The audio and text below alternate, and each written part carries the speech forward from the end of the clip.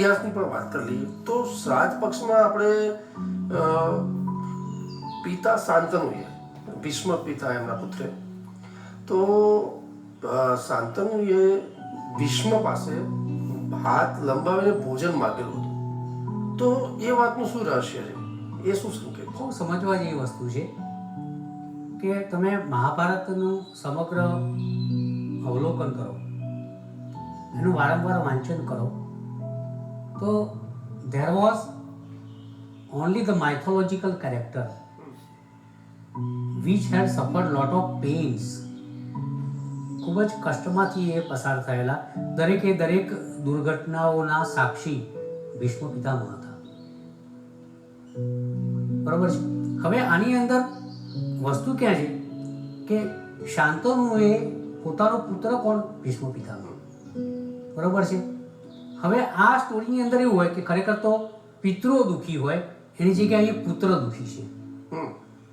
ભીષ્મ પિતા was son to Shantanu, બરાબર. Shantanu was father of Bhishma Pitamah. બરાબર છે.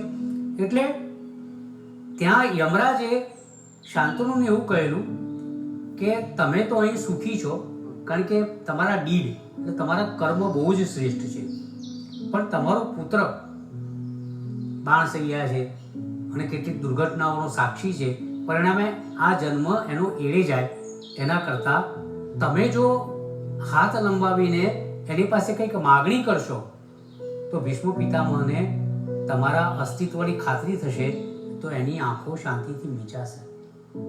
એટલા શાંતનુ પિતા ભીષ્મ પિતા પાસે હાથ લંબાવી અને ભોજન માગ્યું, અને એ ભોજનની અંદર ભીષ્મ પિતામહ એવું કહેવાય છે કે અમૃતમાંથી બનાવેલા મોદક આપેલા. મોદક મીન્સ લાડુ. અને એને આરોગતાની સાથે જ આ બંને પાત્રો માઇથોલોજીમાં અમર થઈ ગયેલા, અને આ ઘટના પણ શ્રાદ્ધ પક્ષની અંદર જ સાકાર થયેલી એવું ઇતિહાસ કહે છે. આજે આપણે જે વાતચીત કરી રહ્યા છીએ ને એ બહુ ઇનોવેટિવ છે. એની અંદર ગ્રંથો વાંચવા પડતા હોય છે, સંશોધનો કરવા પડતા હોય છે. દર્શક મિત્રો, આજે હું તમારી સમક્ષ અશોકભાઈની સાથે જે કંઈ રજૂ કરી રહ્યો છું એ કંઈક નવી વાતો છે, તમને શોધી જડશે નહીં અને તમને કોઈના મુખેથી સાંભળવા મળશે નહીં, પરંતુ આ અદ્ભુત વાતો સાથે સાથે તમે જો શ્રાદ્ધ પક્ષમાં ચાલશો તો તમને ખરેખર શ્રાદ્ધ પક્ષ એ મોટામાં મોટું સત્ય છે. પિતૃઓના તર્પણ માટેનું, પિતૃઓની અંજલિ માટેનું, પિતૃઓની શાંતિ માટેનું અને પિતૃઓના આશીર્વાદ મેળવવા માટેનું આ એક પક્ષ નહીં પણ પર્વ છે. So let us celebrate the શ્રાદ્ધ પક્ષ વિથ લોટ ઓફ શ્રદ્ધા, I mean to say faith. તો આવો આગળ વધીએ અશોકભાઈ સાથે. બિલકુલ. પંકજભાઈ, એક સવાલ એવો પણ થાય છે કે જે આ શ્રાદ્ધ પક્ષમાં જે પિતૃદોષનું નિવારણ માટે, પિતૃઓના દોષનું નિવારણ શું શ્રાદ્ધ પક્ષથી થઈ શકે ખરું? હા, ચોક્કસ થઈ શકે. કારણ કે યમરાજે સ્વયં મહાદેવને જગતજનની માં જગદંબાને એવું વચન આપેલું કે ભાઈ તમારો એક જણનો શ્રાવણ મહિનો છે, એક જણની નવરાત્રિ છે, આસો માસ છે, તેની વચ્ચે હું આવું છું અને પિતૃઓને ત્યારે હું જાગૃત કરીશ, પિતૃઓને હચમચાવીને ઊભા કરીશ અને કહીશ કે તમે ગગનની અંદર વિહરો સૂક્ષ્મ સ્વરૂપે અને તમારા પુત્ર પુત્રાદિ દ્વારા, વંશજ દ્વારા આપેલા ભોજનની રસ ગંધને સૂક્ષ્મ રીતે આરોગી અને તમે એમને પણ શાંતિ આપો અને તમે પણ શાંતિ આપો.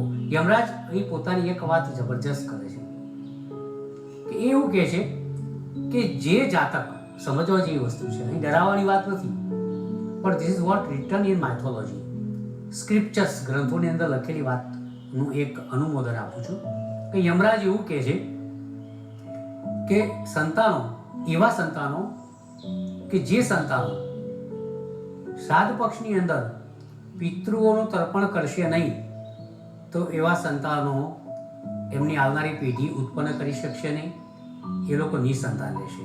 વાત નંબર 1. એ લોકો આરોગ્યને લગતી સમસ્યાઓનો સામનો કરવો પડશે, એ લોકોને ધનની તકલીફો રહેશે, તન મન ધનથી દુઃખી રહેશે, અને વધતા યમરાજ તો એવું પણ કહે છે કે જે સંતાનો શ્રાદ્ધ પક્ષની અંદર પિતૃઓનું તર્પણ જાતે નહીં કરે એવા સંતાનોનું એમના પૂર્વજો રક્તપાન કરશે. This is very scary picture, પણ ડરવાની કોઈ વાત નથી એની અંદર. આપણે અહીં બેઠા છીએ પુરાણોની અંદર, શાસ્ત્રોની અંદર શું કહ્યું છે એની ચર્ચા કરવા માટે બેઠા છે, કોઈને ડરાવવા માટે નથી બેઠા. પણ જે કંઈ છે મારે તમને કહેવું જરૂરી છે, ગ્રંથની અંદર લખેલું તમારી સમક્ષ મારે રજૂ કરવું જરૂરી છે. તો આપ અવશ્ય કરજો. તો આ યમરાજે આપેલા રક્તપાનના, દરિદ્ર થવાના, રોગી થવાના શાપમાંથી તમને મુક્તિ મળશે. અને એના માટે શ્રાદ્ધ પક્ષ એટલે શ્રાદ્ધ પક્ષની શ્રાદ્ધ પર્વ સમજીને એનો ઉત્સવ મનાવી અને માણજો અને પિતૃઓને તૃપ્ત કરજો. બિલકુલ. પંકજભાઈ, કંઈ અહીંયા બીજી દર્શક મિત્રોની જે સમજમાં જે આવવા માટે જે વાત, જે પ્રશ્નો છે એ એમના આવેલા છે કે ભાઈ પિતૃદોષ છે, જે દોષ એટલે કોઈક એવી બાબત કે જે નુકસાન થતી અથવા તો કોઈ ક્ષતિ થતી હોય છે પિતૃઓના દોષથી, તો એને સમજવાની એક તો જરૂર છે કે શું છે, અને બીજું એના માટેનો કોઈ શ્લોક, મંત્ર, એનાથી મુક્તિ અથવા તો એમાં પિતૃદોષ હળવું થાય તો એ દોષ ના રહે એની માટે શું વાત કરી? જો એક સરસ મજાનો શ્લોક છે, યત પિંડે તત બ્રહ્માંડે. એટલે કે આપણા શરીરમાં જે છે બ્રહ્માંડમાં છે, અગર તો બ્રહ્માંડમાં છે, આપણા શરીરમાં છે. our astral body is made of 5 elements, which you know very well. બધાને ખબર છે કે ભાઈ અગ્નિ તત્વ આવે, જળ તત્વ આવે, પૃથ્વી તત્વ આવે, આકાશ તત્વ આવે, વાયુ તત્વ આવે. આ 5 તત્વો છે જેને આપણે ફાયર કહીએ છીએ, અર્થ કહીએ છીએ, વોટર કહીએ છીએ, એર કહીએ છીએ, અને ઓર્બિટ સ્કાયનું એક તત્વ છે. તો આ પંચ મહાભૂત તત્વની અંદરથી દેહનું સર્જન થાય છે. માનવ શરીર આ પંચ મહાભૂત તત્વોમાંથી બને છે. એ બ્રહ્માંડમાંથી પેદા થાય છે, અને બ્રહ્માંડ એ પણ માનવ શરીરનો એક પાર્ટિકલ છે, અને માનવ શરીર એ પણ બ્રહ્માંડનું એક પાર્ટિકલ છે, અંશ છે. પાર્ટિકલને આપણે અંશ કહીએ છીએ. એટલે તમે જોજો કે માનવીનું મૃત્યુ થાય ત્યારે આ પંચ મહાભૂત તત્વોની અંદર જ મળી જાય છે, અને એનો જન્મ થાય ત્યારે પણ આ પંચ મહાભૂત તત્વોના સમન્વયથી જ થાય છે. એટલે જ્યાંથી એનું સર્જન થાય છે ત્યાં જ વિસર્જન થાય છે. હવે તમે વાત કરી કે પિતૃદોષ. પિતૃદોષ આ પંચ મહાભૂત તત્વ સાથે સીધો સંકળાયેલો છે. આ પંચ મહાભૂત તત્વમાં જ્યારે એનું બેલેન્સ ઘટે, અગ્નિ, વાયુ, જળ, પૃથ્વી, આકાશ, એમાંથી કોઈ પણ તત્વોનું, અગર 5 તત્વોનું જ્યારે અસ્તિત્વ, અગર તો એનો પાવર, એની પોટેન્શિયાલિટી, એનું બળ જ્યારે ઘટે ત્યારે માણસનું મૃત્યુ થાય છે. હવે એવું કહેવાય છે કે જ્યારે માણસના મૃત્યુ સમયે આકાશી તત્વોનું પ્રમાણ જ્યારે વધારે પડતું ઘટી જાય અને જો મૃત્યુ થાય તો એવા આત્માનું વિસર્જન એટલે કે આત્માની તૃપ્તિ, અગર તો આત્માની શાંતિ કે મોક્ષ નથી થતો. This is what written in scriptures, ગ્રંથોની અંદર લખેલી વાત છે. તો દર્શક મિત્રો, એમાંથી પિતૃદોષનું નિર્માણ થાય છે.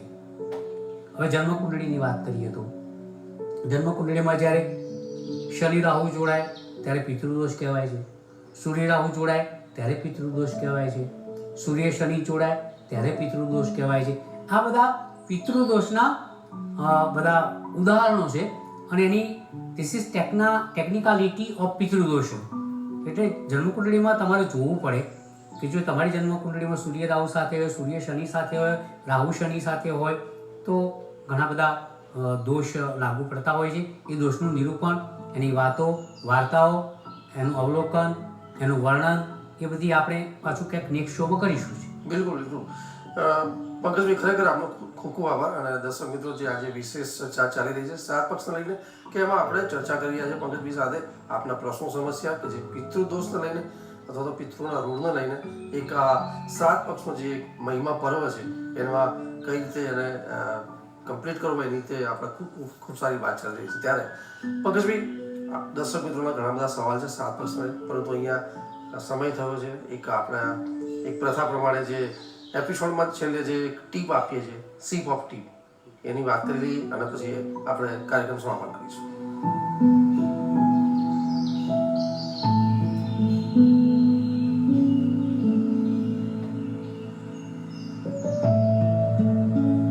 હવે શીપ ઓફ ટીપની અંદર જ્યારે મેં પિતૃદોષની વાતને છેડી છે હમ. ત્યારે એને લગતી કંઈક આપણે વાત કરીએ. મેં કહ્યું કે સૂર્ય શનિ, સૂર્ય રાહુ, શનિ રાહુ જ્યારે જન્મકુંડળીની અંદર ભેગા થાય અને પિતૃદોષનું નિર્માણ થાય, ખાસ વાત કરીશ.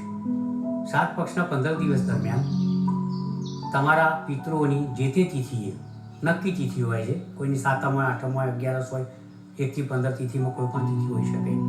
એ તિથિએ જે દિવસે તમારા પિતૃનું તર્પણ કરવાનું હોય, શ્રાદ્ધ કરવાનું હોય, એ દિવસે એક વસ્તુ ખાસ યાદ રાખજો કે સવારે વહેલા ઉઠીને 7 અડદના દાણા ઘરના દરેકે દરેક વ્યક્તિના મસ્તક ઉપરથી ઊંધા ફેરવી અને એને કોઈ પણ દિશાની અંદર, અગર તો ડસ્ટબિનની અંદર, અગર તો કોઈ પણ જગ્યાએ એને છૂટા નાખી દેજો. પણ એ પહેલાં તમારા પિતૃઓને ખાસ યાદ કરજો. આ મારી તમને નમ્ર વિનંતી છે. એનાથી પિતૃઓ ખુશ થશે અને તમારા ઉપર એ રાજી થશે અને તમને આશીર્વાદ આપશે. બિલકુલ બિલકુલ. પંકજભાઈ, દર્શક મિત્રો, પંકજભાઈની ખૂબ જ આશીર્વાદ રૂપી અને અસરકારક ટીપ સાથે અહીંયા કાર્યક્રમની આપણે સમાપન કરીશું. ફરી મળીશું આવતા એપિસોડમાં. ત્યાં સુધી રજા આપશો. નમસ્કાર. નમસ્કાર.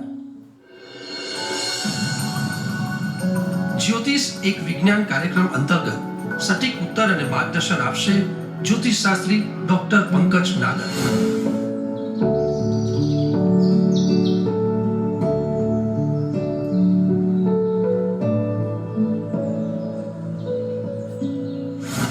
જ્યોતિષશાસ્ત્ર એ વહેમનું શાસ્ત્ર નથી, પરંતુ રહેમનું શાસ્ત્ર છે. જીવનમાં ઘણીવાર સમસ્યાઓ એટલી મોટી હોતી નથી જેટલી આપણે બનાવી હતી. આપ આપના સવાલોની સાથે પોતાનું નામ, જન્મ તારીખ તેમજ જન્મ કુંડળીની માહિતી સહિત વોટ્સઅપ કરી શકો છો અમારા આ નંબર પર. આપના પ્રશ્નોના ઉત્તરો ડોક્ટર પંકજ નાગર આપશે. કાર્યક્રમ જ્યોતિષ એક વિજ્ઞાનમાં.